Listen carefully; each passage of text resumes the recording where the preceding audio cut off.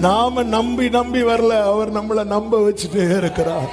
ஒவ்வொரு அடையாளத்தை காண்பித்து, ஒவ்வொரு அடையாளத்தை காண்பித்து நல்ல இந்த வேட மனதில் வச்சுக்கோங்க.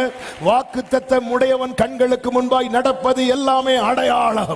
வாக்குத்தத்தம் உடையவன் கண்களுக்கு முன்பாய் நடப்பது எல்லாமே அடையாளம்.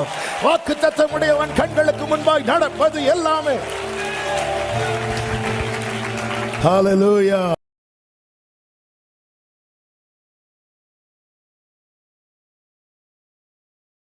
ஹல்லேலூயா. ஏசாயா தீர்க்கதரிசன புஸ்தகம் 7வது அதிகாரம். ஏசாயா 7வது அதிகாரத்தின் 14வது வசனத்தை வாசிக்க கேட்கலாம். ஆதலால் ஆண்டவர் தாமே உங்களுக்கு ஒரு அடையாளத்தை கொடுப்பார். கைகளை உயர்த்தி ஒரு விசை கூட ஹல்லேலூயா. இந்த மாதம் கர்த்தர் கிருபையாய் நமக்கு தந்த வாக்குத்தத்த வார்த்தை, ஆண்டவர் தாமே உங்களுக்கு ஒரு அடையாளத்தை கொடுப்பார்.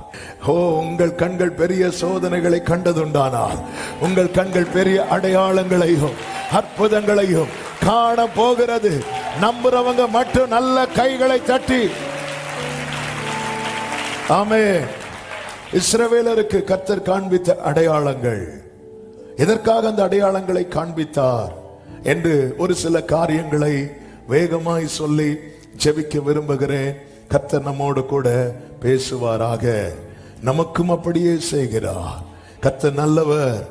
ஆமென். ரோமர் 4 கடைசி வசனங்களிலே இப்படி ஒரு வார்த்தை அதில் சொல்லப்பட்டிருக்கிறோம்.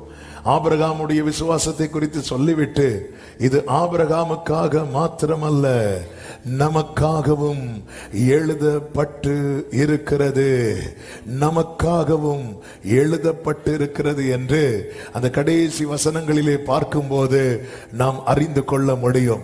ஆபிரகாமுக்காக மாத்திரமல்ல, 23வது வசனம், அவனுக்காக மாத்திரமல்ல நமக்காகவும். எல்லாரும் பைபிளை கையில எடுத்து இப்போ உயர்த்தி சொல்லுங்க, இது எனக்காகவும் எழுதப்பட்டிருக்கிறது, எனக்காகவும் எழுதப்பட்டிருக்கிறது. ஆமென் சொல்லுங்க பார்க்கலாம். எனவேதான் இந்த வேதத்தை நேசிக்கிற தாவீதுக்கு என்றல்ல, இந்த வேதத்தை நேசிக்கிறவர்களுக்கு மிகுந்த சமாதானம் உண்டு. கர்த்தர் உங்களை ஆசீர்வதிப்பாராக. எதற்காக கர்த்தர் அடையாளத்தை காண்பிக்கிறார்? முதலாவது, நாம் இன்னும் அவர் கிருபை நம்மேல் இருக்கிறது என்பதை நாம் அறியும்படியாக, இன்னும் அவர் கிருபை, அவர் இன்னும் நம்மேல் கிருபையாய் இருக்கிறார் என்பதை நாம் அறியும்படியாக கர்த்தர் தாமே அடையாளத்தை கொடுக்கிறார். யாத்திராகமம் 3வது அதிகாரம் 1 முதல் பார்க்கும்போது, ஆமென், மோசே மீதியான் தேசத்து ஆசாரியனாய் இருந்த தன் மாமனாகிய எத்ரோவின் ஆடுகளை மேய்த்து வந்த மோசே தேவ பர்வதமாகிய ஓரே மட்டும் வருகிறான். வந்தபோது 2-3 வசனங்களிலே இப்படி சொல்லப்பட்டிருக்கிறது, கர்த்தருடைய தூதனானவர் ஒரு முச்செடியின் நடுவில் இருந்து உண்டான அக்கினி ஜுவாலையிலே நின்று. 3 காரியங்கள் அங்கே இருக்கிறது. முச்செடி, அக்கினி, தேவன். முச்செடி, அக்கினி, தேவன். இப்பொழுது மோசே பார்க்கிறான். இது மோசேக்கு கர்த்தர் ஒரு அடையாளமாக காண்பிக்கிறார். என்ன அடையாளம்? எப்படி இந்த முச்செடியிலே அக்கினி பற்றி எரிகிறதோ அப்படியேதான் இஸ்ரவேலர்கள் இப்பொழுது எங்கே இருக்கிறார்கள் என்றால், எகிப்து என்னும் தீக்குள்ளே இருக்கிறாங்க. எப்படி இந்த முச்செடியிலே அக்கினி பற்றி எரிகிறதோ அப்படியே இஸ்ரவேலர்கள் எகிப்து என்னும் அக்கினிக்குள்ளே இருக்கிறார்கள். ஆனால் இங்கே என்ன அடையாளமாய் கர்த்தர் காண்பிக்கிறார் என்றால், இந்த அக்கினி பற்றி எரிந்தும் இந்த முச்செடி வெந்து போகவில்லை. காரணம், கர்த்தர் அங்கே இருக்கிறார். இது கர்த்தர் மோசேக்கு எப்படி உணர்த்துகிறார் தெரியுமா? இஸ்ரவேலர்கள் எகிப்தின் பிடியிலே எகிப்தியரால் ஒடுக்கப்பட்டு இருந்தும் இன்னும் அவர்கள் நிர்மூலமாகவில்லை. ஹல்லேலூயா. மோசே வந்து பார்க்கிறான். 3வது வசனம், இந்த முட்செடி வெந்து போகாதிருக்கிறது என்ன? நான் கிட்ட போய் இந்த அற்புத காட்சியை பார்ப்பேன். மோசே, இந்த முட்செடி வெந்து போகாதிருக்கிறது உனக்கு அற்புதமாய் தெரிகிறது, நீ கிட்ட வந்து பார்க்கிறியே, வா எகிப்துக்கு வா, அங்க கிட்ட போய் பாரு. இஸ்ரவேலர் எகிப்தியரால இவ்வளவு ஒடுக்கப்பட்ட பிறகும் இன்னும் அவர்கள் நிர்மூலமாகாமல் இருக்க காரணம் என்ன? தேவன் அது நடுவில் இருக்கிறார், அது அசையாது. தேவன் அதற்கு சகாயம் பண்ணுவார். ஆமென் சொல்லுங்க பார்க்கலாம். கர்த்தருடைய பரிசுத்த நாமத்திற்கு மகிமை உண்டாவதாக.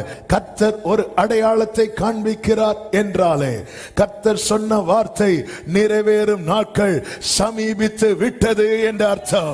கைகளை உயர்த்தி ஆமென் சொல்லுங்க பார்க்கலாம். கர்த்தர் ஒரு அடையாளத்தை காண்பிக்கிறார் என்றாலே, ஹல்லேலூயா. நாம் வாசித்த அந்த வாக்குத்தத்த வார்த்தையிலே ஒரு அடையாளம் கொடுக்கப்பட்டிருக்கிறது. என்ன அடையாளம்? அந்த வசனம் என்ன சொல்லப்பட்டிருக்கிறது? ஆதலால் ஆண்டவர் தாமே உங்களுக்கு ஒரு அடையாளத்தை கொடுப்பார். இதோ ஒரு கன்னிகை கர்ப்பவதியாகி ஒரு குமாரனை பெறுவாள். இது யாரை குறித்ததான வார்த்தை? சத்தமா சொல்லுங்க. அவருக்கு இம்மானுவேல் என்று பேரிடுவாள், பேரிடுவாள் என்று சொல்லப்பட்டிருக்கிறது. இந்த வார்த்தை அடையாளமாய் கொடுக்கப்பட்டாலும் இந்த தீர்க்க தரிசன வார்த்தை, இந்த வார்த்தை உரைக்கப்படுவதற்கு ஆமென் 3000-4000 ஆண்டுகளுக்கு முன்பதாக, 3000க்கு மேல ஆண்டுகளுக்கு முன்பதாக, ஆமென். அதாவது இந்த பூமியிலே தேவன் மனிதனை சிருஷ்டித்த அந்த ஆரம்பத்திலே ஒரு தீர்க்க தரிசன வார்த்தையை கர்த்தர் சொன்னார். சர்ப்பத்தை பார்த்து, உன் வித்துக்கும் ஸ்திரீயின் வித்துக்கும், ஸ்திரீயின் வித்துக்கும், ஆமென், ஹல்லேலூயா. ஸ்திரீயின் வித்து என்று சொல்லும் போதே அங்கே தெளிவாய் தெரிகிறது, புருஷனை சேராதவள், புருஷனை சேராதவள். இல்லை என்றால் அவன் வித்துக்கும் என்று அவர் சொல்லி இருப்பார். ஆண்டவருடைய வார்த்தையில ஒன்று கூட, ஒரு உறுப்பு கூட மாறாமல் நிறைவேறும். ஹல்லேலூயா, ஆமென். கர்த்தருக்கு மகிமை உண்டாவதாக. இஸ்மவேலை குறித்து கர்த்தர் ஆபிரகாமோடு பேசும்போது அவன் அவள் வித்து என்று சொல்லவில்லை, அவனும் உன் வித்தா இருக்கிறபடியால். ஹல்லேலூயா. புருஷனை சேர்ந்த பிறகு அவள் வித்து என்று வராது, அவன் வித்து என்று தான் வரும். அவனுடையவன். எனவேதான் ஆபிரகாம் ஈசாக்கை பெற்றான், ஈசாக்கு யாக்கோபை பெற்றான், யாக்கோபு 12 கோத்திரத்தார் இவனை பெற்றான், அவனை பெற்றான், பெற்றான் பெற்றான் பெற்றான் இருக்கும். என்ன பெற்றான்? ஆண்டவரை ஒருவேளை சிலர் நடத்திப்பாங்க, ஆதி ஆரம்ப நாட்கள்ல ஒருவேளை மாறி நடந்திருக்குமோ? இல்ல இல்ல இல்ல, ஆமென். புருஷனை வைத்துதான், அதான் புருஷராய் இருங்கள் என்று சொல்லப்பட்டிருக்கிறது. அப்படிதான் உரைக்கப்படும். ஆனால் இங்கே தீர்க்க தரிசனம் அப்படி அல்ல. உன் வித்துக்கும் அவள் வித்துக்கும், அவள் வித்துக்கும் ஆமென் பகை உண்டாக்கும். இது புரியவில்லை, இது எப்படி புரிந்து கொள்வது? ஆமென், ஹல்லேலூயா. ஒரு புருஷனும் ஒரு மனைவி இணைந்தால் தானே ஒரு பிள்ளை உண்டாகும். இது எப்படி சாத்தியமானது? சாத்தியம் இல்லையே என்று இருக்கும்போது நாட்கள் கடந்து போகிறது. தீர்க்க தரிசனம் அப்படியே இருக்கிறது. ஆமென். இப்பொழுது அந்த தீர்க்க தரிசனம் நிறைவேறுவதற்கு சில 100 ஆண்டுகளுக்கு முன்பதாக, பல 1000 ஆண்டுகளுக்கு முன்பதாக உரைக்கப்பட்டது. நிறைவேறுவதற்கு சில 100 ஆண்டுகளுக்கு முன்பாக வரும்போது இப்பொழுது கர்த்தர் அடையாளத்தை கொடுக்கிறார். அந்த அடையாளம் தான் என்ன? இதோ ஒரு கன்னிகை கர்ப்பவதியாகி ஒரு குமாரனை பெறுவார். அடையாளம் கொடுக்கிறார் என்றாலே அதன் அர்த்தம் என்ன? நிறைவேறும் நாட்கள் சமீபமாய் வந்துவிட்டது. என கேட்டுக்கொண்டிருக்கிற கர்த்தருடைய பிள்ளை, இந்த மாதம் கர்த்தர் என்ன வார்த்தை தந்திருக்கிறார்? இதோ நான் உனக்கு ஒரு அடையாளத்தை கொடுப்பேன் என்று. அதன் அர்த்தம் என்ன? பல நாட்களுக்கு முன்பாக, பல ஆண்டுகளுக்கு முன்பாக உன் வாழ்க்கையில் உரைக்கப்பட்டது நிறைவேறும் நாட்கள். ஹல்லேலூயா, ஆமென் சொல்லுங்க பார்க்கலாம். எத்தனை பேர் நம்புறீங்க? உடன்படிக்கையின் தேவன் உண்மையில் ரேமாம் ராச்சனலரே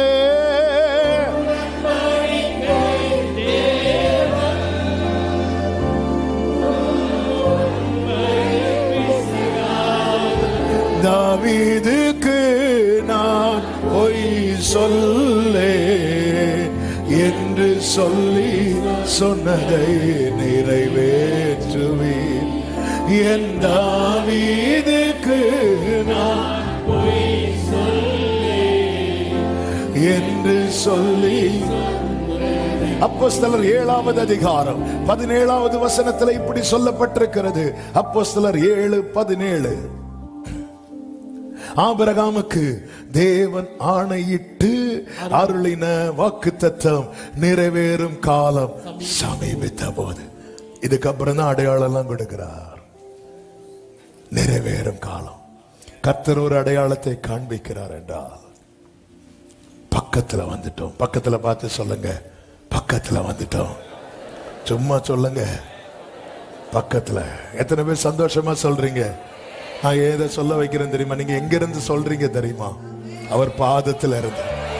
அவர் பாதத்துல இருந்து நீங்க சொல்லுகிற ஒவ்வொரு விசுவாச அறிக்கையும் உங்க வாழ்க்கையில சுதந்திரமாக போகிறது, சுதந்திரமாக போகிறது. இப்ப ஒரு விஷயம் கூட சொல்லுங்க, பக்கத்துல வந்துட்டோம். ஹல்லேலூயா, பக்கத்துல வந்துட்டோம். இன்னும் கொஞ்ச நேரத்துல மீட்டிங் முடிய போகுது. பக்கத்துல வந்துட்டோம். ஹல்லேலூயா. நிறைவேறும் காலம் சமீபித்த போது. இதுவரை ஒரு அடையாளம் இல்ல, ஒரு அடையாளம் இல்ல. 1000 ஆண்டு தாண்டுகிறது, 1000 ஆண்டு தாண்டுகிறது, 1000 ஆண்டு தாண்டுகிறது. இயேசு வெளிப்பட்டு 2024, 2000 வருஷத்துக்கு முன்பதாக இயேசு பிறந்தார். இயேசு பிறப்பதற்கு 400-500 ஆண்டுகளுக்கு முன்பதாக தான் ஏசாயா 7:14 உரைக்கப்பட்டது. அந்த வார்த்தை உரைக்கப்படுவதற்கு 3000 ஆண்டுகளுக்கு முன்பதாக தான் அவள் வித்துக்கு முன் வித்துக்கும் பகை உண்டாக்குவேன் என்கிற தீர்க்க தரிசனம் உரைக்கப்பட்டது. வார்த்தை உரைக்கப்பட்டது. உரைக்கப்பட்ட வார்த்தை அப்படியே இருக்கிறது. நிறைவேறும் நாட்கள் சமீபமாய் வருவதற்கு சில 100 ஆண்டுகளுக்கு முன்பதாக இப்பொழுது அடையாளம் கொடுக்கப்படுகிறது. அந்த அடையாளம் தான் என்ன? ஒரு கன்னிகை கர்ப்பவதியாகி. இது எப்படி ஆகும்? இது எப்படி ஆகும்? இது எப்படி ஆகும்? நான் புருஷனை அறியேனே. மரியாளே, ஆமே, நீ சொல்றது உண்மைதான். ஆனா உனக்கு வசனம் தெரியணும். உனக்கு வசனம் தெரியணும். பல காரியம் உனக்கு தெரியாது, ஆனா உனக்கு வசனம் தெரியணும். கர்த்தர் சொன்ன வார்த்தை உறுப்பு மாறாமல் நிறைவேறும், நிறைவேறும். ஹல்லேலூயா. இது எப்படி ஆகும் என்று சொல்லும் போதுதான் கேப்ரியல் சொல்லுகிறான். தேவனால் அனுப்பப்பட்ட மெசஞ்சர், தேவனால் அனுப்பப்பட்ட தேவனுடைய வார்த்தையை உரைக்கும்படி அனுப்பப்பட்ட கேப்ரியல் சொல்லுகிறான், தேவனால் கூடாத காரியம் ஒன்றும். ஹல்லேலூயா. மரியாளே, நீ சின்ன பிள்ளை, உன் இனத்தாள் வயது முதிர்ந்தவள். உனக்கும் அவருக்கு செய்ய முடியும், அவளுக்கும் செய்ய முடியும். பக்கத்துல பார்த்து சொல்லுங்க, எனக்கும் செய்வார், உங்களுக்கும் செய்வார். இதுல யாரு சின்ன ஆளு யாரு வயசானவங்க வீட்டுல போய் பார்த்துக்கோங்க. இப்போ பிரச்சனை வேண்டாம், எல்லாம் கிளியர் பண்ணிடணும். இப்படி சொல்லும் போது சிலருக்கு ஒருவேளை நம்ம தான் மரியாதை, இவங்க எவ்வளவு பெரிய தேவன் பாருங்க. மரியாதை அப்படி ஃப்ரெஷ்ஷா இருக்கிறாங்க, கன்னிகை எல்லாமே கர்ப்பப்பையெல்லாம் ஸ்ட்ராங்கா இருக்கு, ஃப்ரெஷ்ஷா இருக்கு. ஆனா எலிசபெத்தோ பேதாவா இப்படிதான் வரும். ஆமா, இப்படிதான் வரும், இதான். ஆனா மரியாளே, இது எப்படி ஆகும் கேட்கிறல்ல, உனக்கும் அவருக்கு செய்ய முடியும்.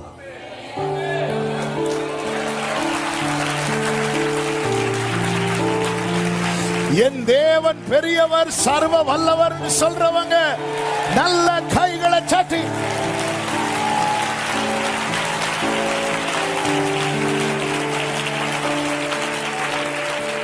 அவ்வளவுதான். ஆண்டவரே, முடிஞ்ச ஆண்டவரே, எப்படி ஆண்டவரே, எப்படி ஆண்டவரே, டைம் ஆகுது ஆண்டவரே, வயசாகுது ஆண்டவரே. கர்த்தரால் கூடாத காரியம் சமீபிக்கிறது. ஆண்டவர் கடைசி நாட்களில் நடக்கும் காரியங்களை எல்லாம் சீஷர்களுக்கு சொல்லும் போது அதுல ஒரு சில வார்த்தைகளை சொல்லுவார். அந்த வார்த்தைகளை மட்டும் சொல்லுகிறேன். மத்தேயு 24வது அதிகாரம் 32, 33, 34 வசனங்களிலே கர்த்தர் சொல்லுகிறார், அத்தி மரத்தினால் ஒரு உவமையை கற்றுக்கொள்ளுங்கள். அதிலே இளங்கிளை தோன்றி துளிர்விடும் போது வசந்த காலம் சமீபமாயிற்று என்று அறிவீர்களே. அடுத்த வசனம், அப்படியே இவைகளை எல்லாம் நீங்கள் காணும் போது அவர் சமீபமாய் வாசல் அருகே வந்திருக்கிறார் என்று அறியுங்கள். சமீபமாய். எல்லாரும் சொல்லுங்க, வாசல் அருகே. ஆமென்.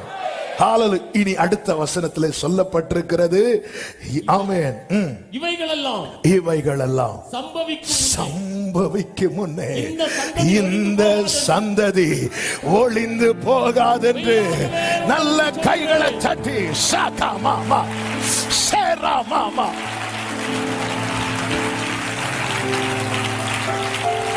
இவைகளெல்லாம் சம்பவிக்கும் முன்னே வீட்டுல போய் இன்னைக்கு ஃபேமிலியா உட்கார்ந்து கர்த்தர் உங்களுக்கு தந்த வாக்கு தத்தத்தை எல்லாம் சொல்லி இந்த வார்த்தை அறிக்கையிடுங்கள்.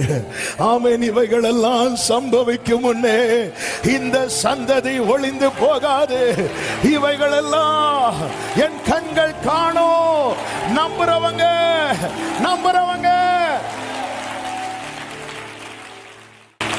ஆமென் சொல்லுங்க பார்க்கலாம். இப்படி சொல்லிட்டு தான் அடுத்து அடிக்கிறார் பாருங்க. 35வது வசனம். வானமும் பூமியும் ஒளிந்து போகும், என் வார்த்தைகளோ நல்ல கைகளை தட்டி. ஜீசஸ். ஹalleluya, ஹalleluya. உடன்படிக்கையின் தேவன் உம்முன்மை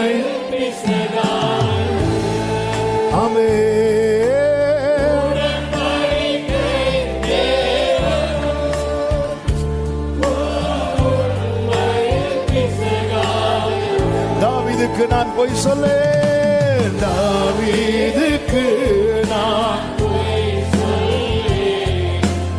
என்று சொல்லி சொன்னதை நிறைவேற்றுவேன். என் தாவீதுக்கு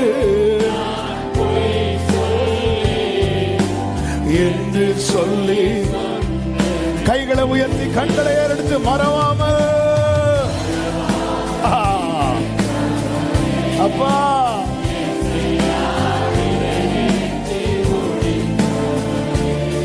லவ் யூ பா.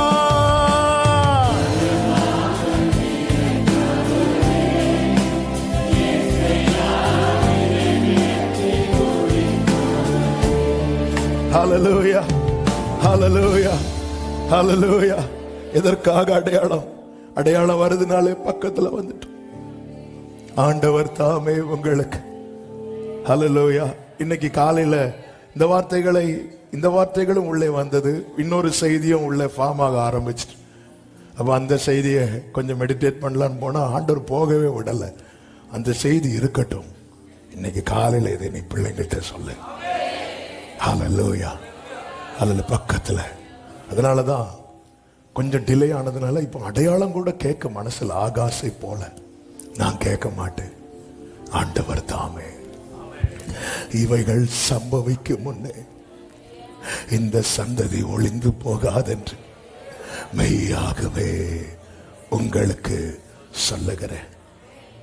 இந்த வானம் கூட ஒளிந்து போகும், வார்த்தையுடையவன் நிற்பான். இந்த பூமி கூட ஒளிந்து போகும், வார்த்தையுடையவன் நிற்பா. எத்தனை பேர் நம்புறீங்க?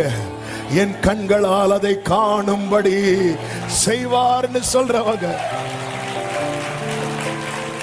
மூன்றாவது, இதற்காக அடையாளத்தை கொடுக்கிறார் தெரியுமா? அவர் சொன்னதை நாம நம்பணும். ஏன் நம்பணும்? ஏசாயா 7வது அதிகாரம் 9வது வசனத்தில் இப்படி சொல்லப்பட்டிருக்கிறது. எப்ராயிமின் தலை சமாரியா, சமாரியாவின் தலை ரெமலியாவின் மகன். நீங்கள் விசுவாசியாவிட்டால், கவனிங்க, நீங்கள் விசுவாசியாவிட்டால் நிலை பெற மாட்டீர்கள். நிலை பெற மாட்டேன். நான் உனக்கு நிறைய சொல்றேன்பா, ஆனா ஒண்ணு புரிஞ்சுக்கோ, நீ விசுவாசிக்கலன்னா நிக்க மாட்டேன். அப்ப நான் நம்பணும். அதனாலதான் அடுத்த வசனத்திலே கர்த்தர் சொல்லுகிறார், பின்னும் கர்த்தர் ஆகாசை நோக்கி. அவர் நீ விசுவாசியாவிட்டால் நிலை பெற மாட்டீர்கள் சொல்லிட்டு போக வேண்டியதானே? இல்ல, அதன் அர்த்தம் என்ன? நான் நிக்கணும்னு அவர் விரும்புறார். ஹல்லேலூயா, ஹல்லேலூயா. கர்த்தர் நல்லவர். நம்ம நிக்கணும், நம்ம சுதந்திரிக்கணும். நம்ம நிர்மூலமாயிடக்கூடாது. இது கர்த்தர் விரும்புகிறார். எனவேதான் அடையாளங்கள். பாருங்கள், மோசேக்கு கர்த்தர் அடையாளங்கள் மேல் அடையாளங்களை கொடுக்கிறார். எதற்காக? யாத்திராகமம் 4:5 சொல்லப்பட்டிருக்கிறது, ஆபிரகாமின் தேவனும் ஈசாக்கின் தேவனும் யாக்கோபின் தேவனுமாயிருக்கிற தங்கள் பிதாக்களுடைய தேவனாகிய கர்த்தர் உனக்கு தரிசனமானதை அவர்கள் நம்புவதற்கு இதுவே அடையாளம். 8வது வசனத்தை வாசியுங்கள். அப்பொழுது அவர் முந்தின அடையாளத்தை அவர்கள் கண்டு நம்பாமல் போனாலும் பிந்தின அடையாளத்தை கண்டு அடுத்த அடையாளம் கொடுக்கிறார். எதற்காக? நம்பணும். 9வது வசனத்தை வாசிங்க. இவ்விரண்டு அடையாளங்களை அவர்கள் நம்பாமல் வாக்குக்கு செவி கொடாமல் இருப்பார்களானால் அப்பொழுது நதியின் தண்ணீரை மொண்டு நிலத்தில் ஊற்றுவாயாக, நதியில் மொண்ட தண்ணீர் வெட்டாந்தரையிலே இரத்தமாகும் என்றார். அப்பொழுது மோசே கர்த்தரை நோக்கி, ஆண்டவரே. அடுத்த அடையாளங்களை காண்பிக்கிறது எதற்கு தெரியுமா? ஒரு புறம் இஸ்ரவேலரை வாதிப்பதாக இருந்தாலும், இன்னொரு புறம் எகிப்தியரை வாதிப்பதாக இருந்தாலும், இன்னொரு புறம் இஸ்ரவேலை நம்பணும். இஸ்ரவேலே, கர்த்தரை நம்பு, அவரே உனக்கு துணையும் கேடகமா இருக்கிறார். நீ நம்பலன்னா நிக்க முடியாது, நீ நிலை பெற மாட்ட. விசுவாசிக்கிறவன் பதறான். எலிசபெத் மரியாள் இடத்திலே சொல்லும் ஒரு வார்த்தை உண்டு, விசுவாசித்தவளே பாக்கியவதி. அடுத்த வார்த்தை என்ன தெரியுமா? கர்த்தரால் அவளுக்கு சொல்லப்பட்டவைகள். அந்த வசனம் எடுத்தீங்களா? லூக்கா 1வது அதிகாரம் ரைட் சைடு மேல இருந்து வாசிங்க. விசுவாசித்தவளே பாக்கியவதி. கர்த்தராலே அவளுக்கு சொல்லப்பட்டவைகள். ரெஃபரன்ஸ் சொல்லுங்க. ரெஃபரன்ஸ் 45. கர்த்தரால் அவளுக்கு, யாருக்கு? விசுவாசித்தவளுக்கு சொல்லப்பட்டவைகள் நிறைவேறும். இதை இன்னும் சரியாய் புரியும்படி சொல்லணும்னா, கர்த்தரால் எனக்கு சொல்லப்பட்டவைகள் நிறைவேறும் என்று யார் விசுவாசிக்கிறார்களோ அவர்கள் தான் பாக்கியவான்கள். ஆமென். கர்த்தரால். எனவேதான் நீங்க விசுவாசியா விட்டால் எதற்காக ஒவ்வொரு அடையாளத்தை காண்பிக்கிறார்? மேய்ப்பர்கள் மந்தையை இரவிலே காத்து கொண்டிருந்த போது கர்த்தருடைய தூதன் தோன்றி, பயப்படாதிருங்கள், இதோ மிகுந்த சந்தோஷத்தை உண்டாக்கும் நற்செய்தியை உங்களுக்கு அறிவிக்கிறேன். கர்த்தராகிய கிறிஸ்து என்னும் இரட்சகர் உங்களுக்கு தாவீதின் ஊரிலே பிறந்திருக்கிறார் அப்படி சொல்லிட்டு, அடுத்த வார்த்தை, பிள்ளையை துணிகளிலே சுற்றி முன்னணையில் கிடத்திருக்க காண்பீர்கள், இதுவே உங்களுக்கு அடையாளம். அப்படியே வந்து பார்க்கிறாங்க முன்னணையில. அந்த அடையாளத்தை மேய்ப்பர்களுக்கு கொடுப்பதற்காக சத்திரத்தில் இடமில்லாமல் போனது. சில இடத்துல உங்களுக்கு சீட்டு கிடைக்காது, இடம் இருக்காது, அதுல கர்த்தருடைய திட்டம் இருக்கிறது என்று அர்த்தம். சில இடத்துல உங்க காரியம் நீங்க நினைச்சது மாதிரி நடக்க, எத்தனை வீட்டு கதவு போய் தட்டி இருப்பாங்க. தேவனுடைய திட்டம் என்பது ஏற்கனவே தீர்மானிக்கப்பட்டது, நமக்கு தெரியாது.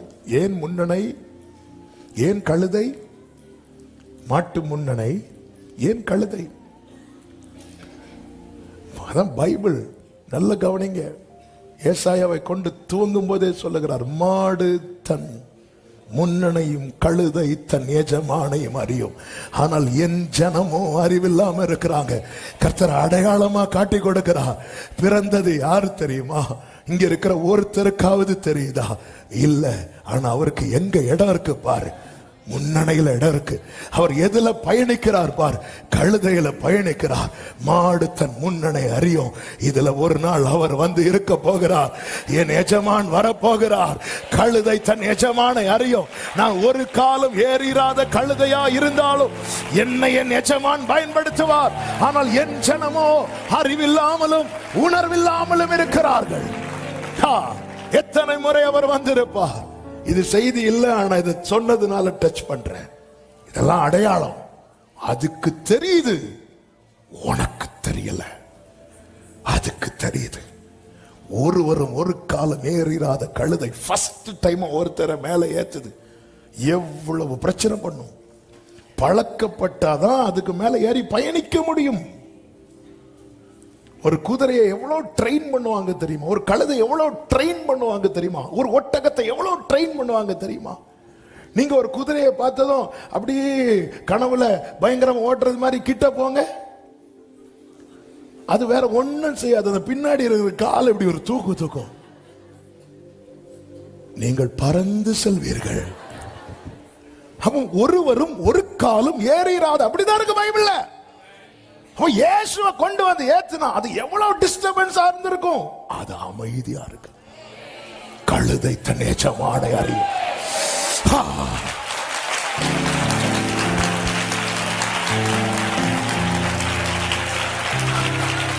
ஆனா நீ அப்பான்னு கூப்பிடுற, அவர் உன்கிட்ட வந்து வந்து நிக்கும் போது உனக்கு டிஸ்டர்பன்ஸா இருக்குல்ல. உன் வீட்டுல வந்து கதவை தட்டினா ஐயோ டிஸ்டர்பன்ஸா இருக்குல்ல. மாடு தன் முன்னணையில என்னங்க இருக்கும்? முன்னணையில புல்லுல இருக்கும். அப்போ அதுக்கு ஆகாரம் கொடுக்கப்பட்ட இடத்துல இவரை கடத்தி இருக்கு. அது அமைதியா இருக்கு. எனக்கு சாப்பாடு இல்லைனாலும் பரவாயில்ல, என் ராஜா இருக்கிறார், என் எஜமான் இருக்கிறார். மாட்டுக்கு தெரியுது, கழுதைக்கு தெரியுது.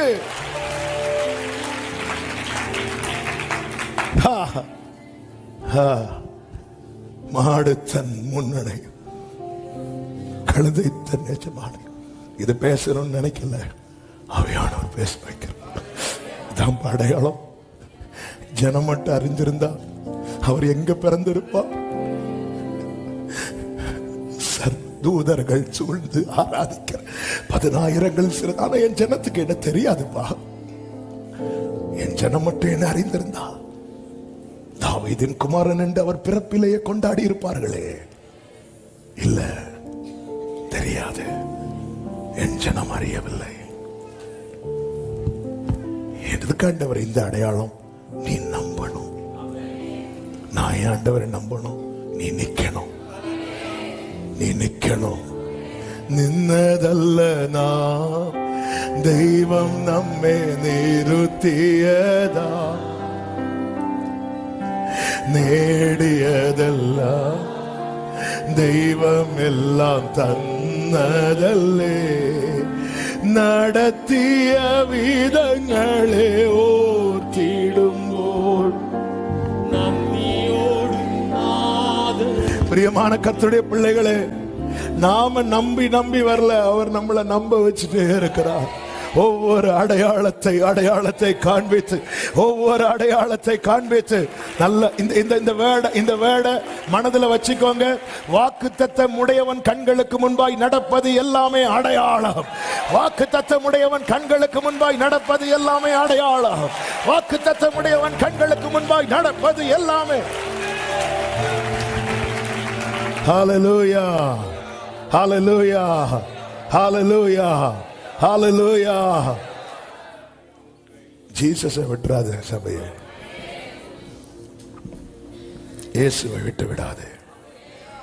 நேரம் போறதுனால அடுத்து அவர் காண்பிக்கிற அடையாளம் என்ன? யாத்திராகமம் 12வது அதிகாரம் 23வது வசனம். என்ன அடையாளம்? எதற்காக காண்பிக்கிறார்?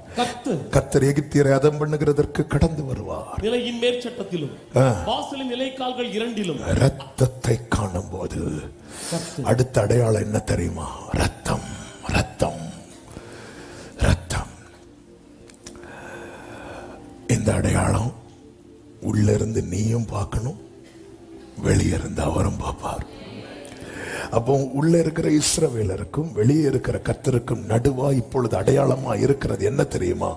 ரத்தம், ரத்தம், இயேசு ரத்தம் எல்லா பாவங்களுக்கையும். இந்த ரத்தம் அடையாளம்.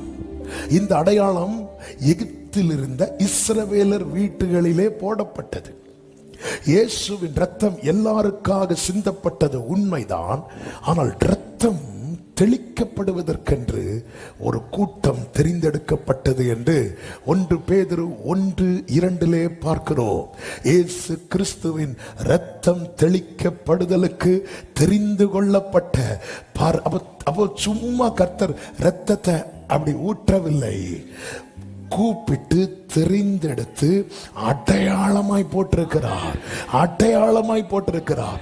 அதுவும் அந்த வார்த்தையை நீங்கள் படித்தீர்களேயானால் யாத்ராகமம் 12:23 ஆமென் ஆமென், அந்த இரத்தத்தை காணும் போது கர்த்தர் சங்காரக்காரன், டெஸ்ட்ராய் பண்றவன், அழிக்கிறவன், சங்காரக்காரன் உங்கள் வீடுகளில் உங்களை அதம் பண்ணுகிறதற்கு வரவொட்டாமல் வாசற்படியை விலகி கடந்து போவான். அதன் அர்த்தம் என்ன? இப்ப கர்த்தர் எகிப்தில இறங்கிட்டார், சங்கார தூதனை இறக்கிட்டார். சங்கார தூதன் எல்லா வீட்டுக்கும் போனான். கர்த்தரோ இஸ்ரவேலர் வீட்டுக்கு மட்டும் போனான். சங்கார தூதன் எல்லா வீட்டுக்கும் போனான். கர்த்தரோ இஸ்ரவேலர் வீட்டுக்கு மட்டும். உங்க தெருவில் இருக்கிற உங்களை யாருமே கண்டுக்காம இருக்கலாம், ஆனா கர்த்தர் வந்தா உங்க வீட்டுக்கு மட்டும்.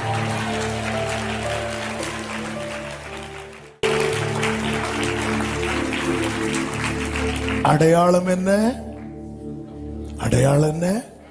ரத்தம். ஒவ்வொரு வீடா போயிட்டு இங்க வரும்போது கர்த்தரோ வரவட்டாமல் போயிரு. இங்க யார் வந்துட்டா?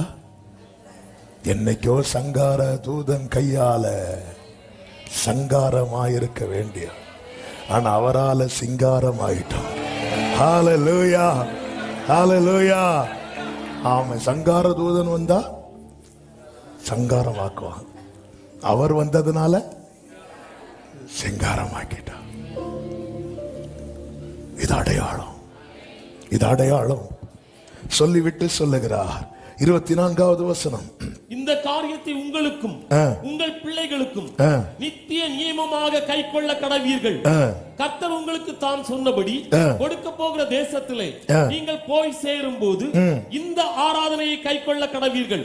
அப்பொழுது உங்கள் பிள்ளைகள், இந்த ஆராதனையின் கருத்து என்ன? பிள்ளைங்க கேட்பாங்க, எதுக்கு ஆராதிக்கணும் அப்படி கேட்பாங்க.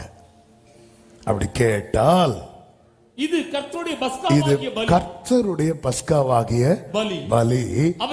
அவர் எகிப்தியரை அதம் பண்ணி நம்முடைய வீடுகளை தப்ப பண்ணின போது, எகிப்தில் இருந்த இஸ்ரவேல் புத்திரருடைய வீடுகளை கடந்து போன, எகிப்தில் இருந்த எல்லா வீட்டையும் கடந்து போகும்போது என்னை வந்து பார்த்துட்டு போனார். அப்படி அல்ல. இந்த அரசியல்வாதிகள்லாம், அரசியல் தலைவர்கள்லாம் எலெக்ஷன் வரும்போது திறந்த ஜீப்ல நிப்பாங்க தெரியுமா? இப்படி அவர் போகல. தெரிந்தெடுத்து, இந்த தெருவில் இத்தனா நம்பர் வீடு, இந்த தெருவில் இத்தனா நம்பர் வீடு. ஆனா சங்கார தூதன் அப்படி அல்ல. அவன் எகிப்தில் இருக்கிற எல்லா வீட்டுக்கும் போகிறான். அவனுக்கு அட்ரஸ், ஏன்னா இங்க வரும்போது கர்த்தர் இருக்கிறார். இந்த கேரளுக்கு பிரிச்சு விட்டது போல இங்க வந்தா நான் பாத்துக்கிறேன், நீ கிளம்பு. இல்லாண்டவர் இப்ப நீங்க கிளம்புங்கிறீங்க, அங்க வந்து சொல்லுவீங்க அந்த வீட்டுக்கு போனியான்னு. காரணம், நீர் நீதி உள்ளவர். எஸ்பா, முதற் பலன் அடிக்கப்படணும், அடிக்கப்பட்டாகிவிட்டது. அதன் அடையாளம் தான் இந்த ரத்தம்.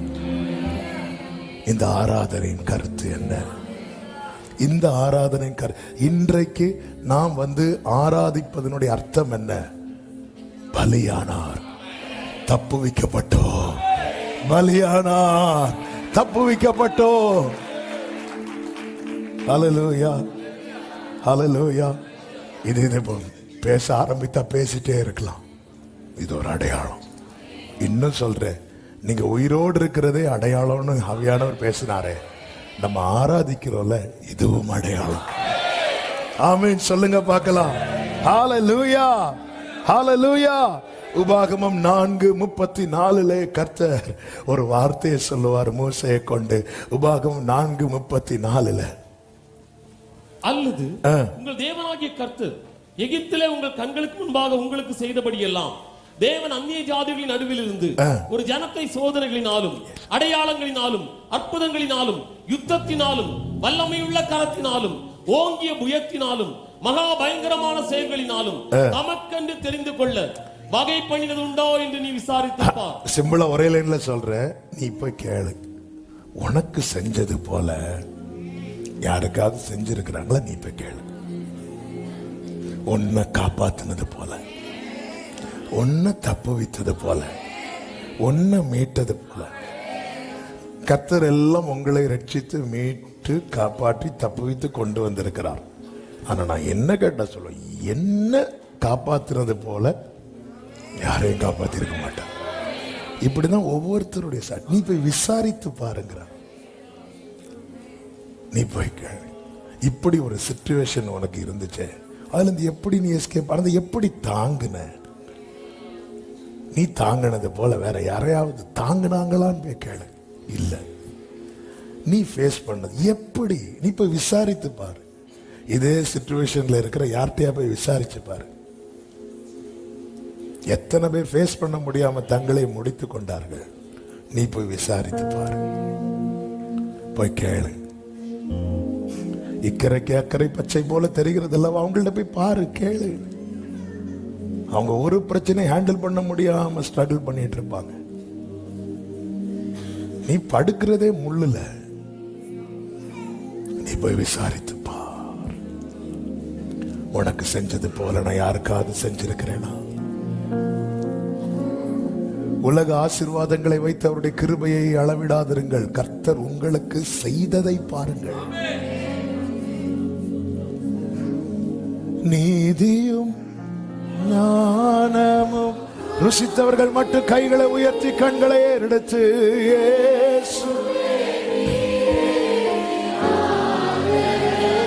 நீதியும் ஞானமும்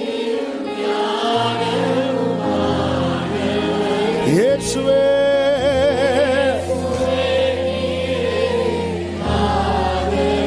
அற்பமான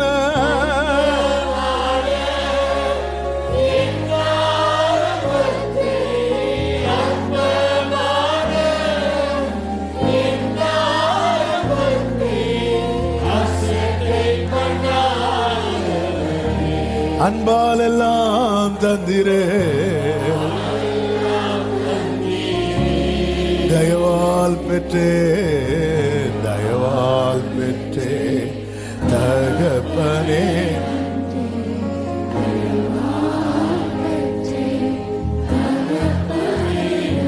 நம்ம பிரச்சனையே நமக்கு செய்யாததுதான் ரொம்ப நினைக்கிறோம். இல்ல, நீ செஞ்சதை பார்.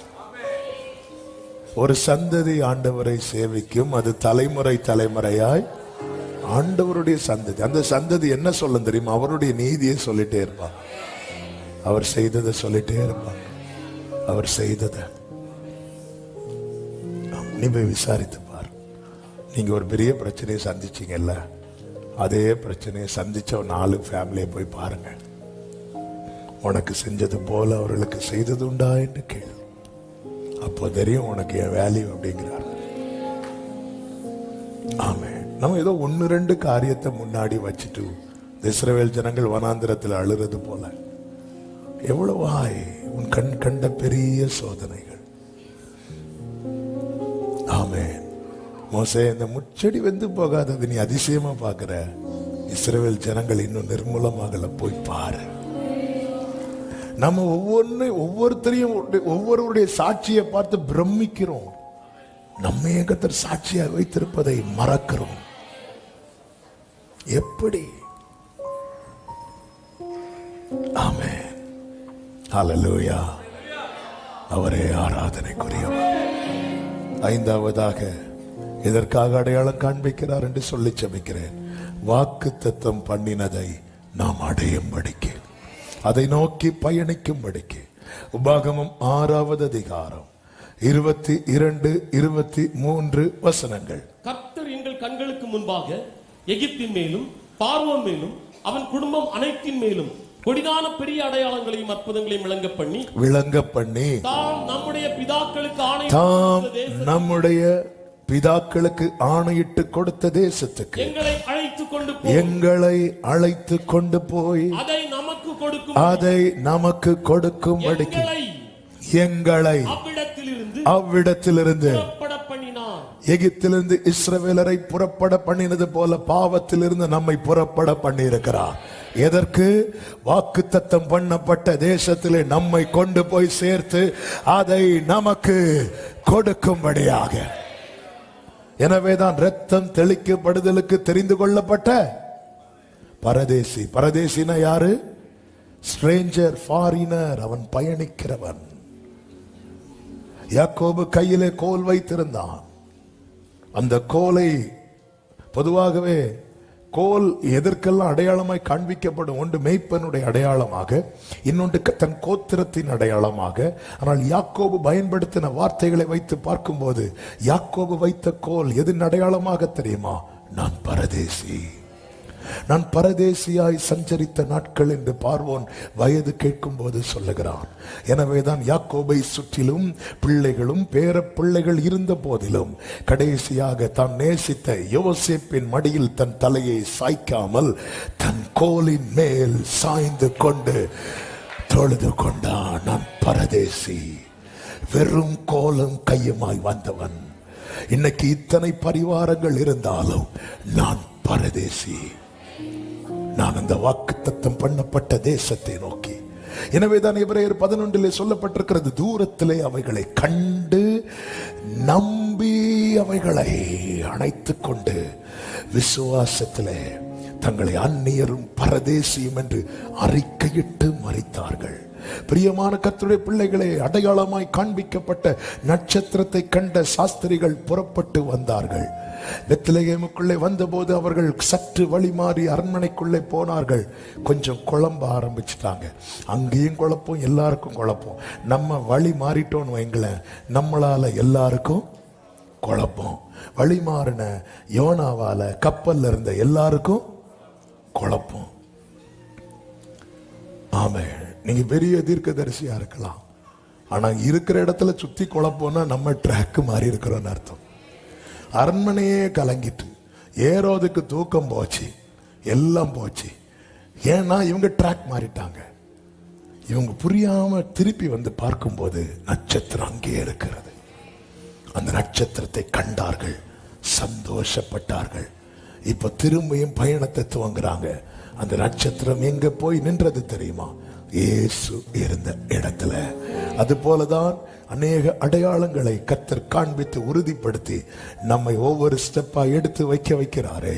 நாளை அவர் இருக்கும் இடத்துல நம்மை கர்த்தர் கொண்டு போய் சேர வைத்து அவரை பணிந்து கொள்ளும்படிக்கு கர்த்தர் உங்களை ஆசீர்வதிப்பாராக. கர்த்தர் தாமே உங்களுக்கு அடையாளத்தை தருவாராக. அப்படியே கண்களை மூடி, நீதியும்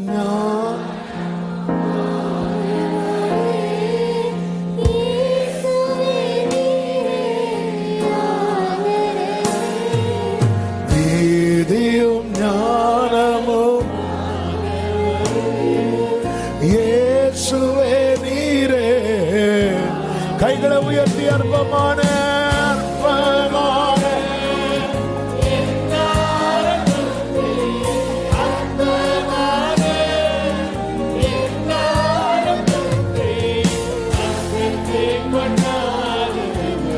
அன்பால் எல்லாம் தந்திரே. சொல்லுங்க, தயவால் பெற்றேன், தயவால் பெற்றேன், தயவால் பெற்றேன். தலைமுறை தலைமுறையாய்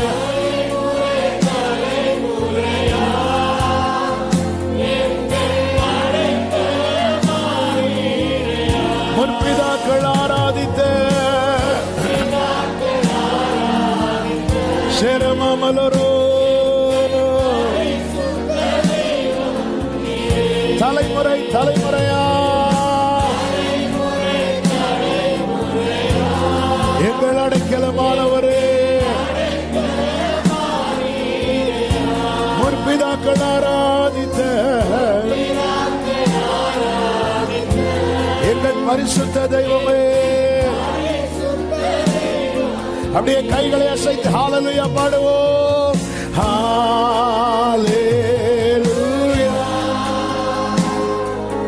ஹalleluya,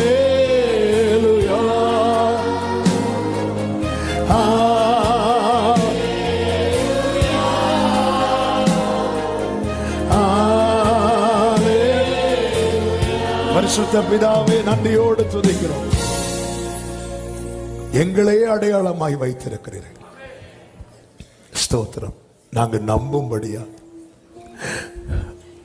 உம்முடையவர்கள் என்பதை உணரும்படியாக ஆண்டவரே வாக்குத்தத்தத்தை சுதந்தரிக்கும்படியா எங்கள் முன்பாக நீர் காண்பித்துக் கொண்டிருக்கிற எல்லா அடையாளங்களுக்காய் ஸ்தோத்திரம். அடையாளத்தினாலே வசனத்தை உறுதிப்படுத்துகிறவர், பாதையை காண்பித்து நடத்துகிறவர். எங்கள் ஒவ்வொருவரையும் நீரை ஆட்கொண்டு நடத்தும் உம் வல்ல கரங்களில் அர்ப்பணிக்கிறோம். தேவ சமாதான, கிருபை, பாதுகாவல், ஆசீர்வாதம், சந்தோஷம், நிறைவு ஒவ்வொருவரையும் சூழ்ந்து கொள்வதாக. மகிமை, கனம், துதி, ஸ்தோத்திரம் அனைத்தும் ஒருவருக்கு செலுத்துகிறோம். இரட்சகர் இயேசு கிறிஸ்துவின் நாமத்தில் பிதாவே, ஆமென்.